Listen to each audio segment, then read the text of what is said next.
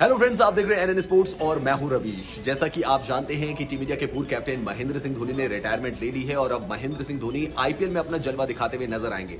लेकिन आईपीएल खत्म होने के बाद आखिर महेंद्र सिंह धोनी क्या करेंगे? क्या वो क्रिकेट से जुड़े रहेंगे या फिर महेंद्र सिंह धोनी अपना कुछ बिजनेस शुरू करने वाले हैं? इसके बारे में महेंद्र सिंह धोनी के करीबी दोस्त ने खुलासा किया है। तो क्या करने वाले हैं महेंद्र सिंह धोनी आईपीएल के बाद? आइए आपको बताते हैं।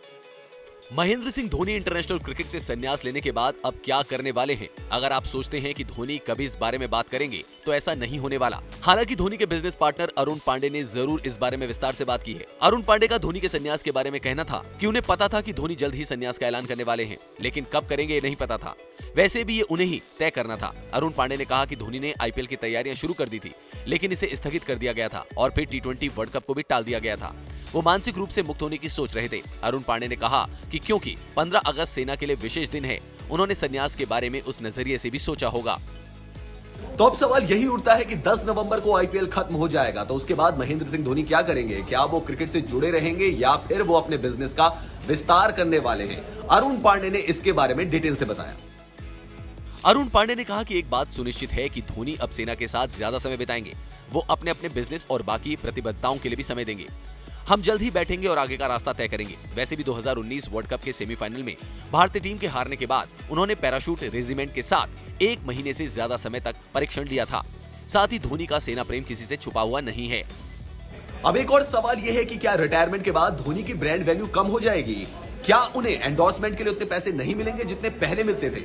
इसके बारे में अरुण पांडे का क्या कहना है वो भी आपको बताते हैं।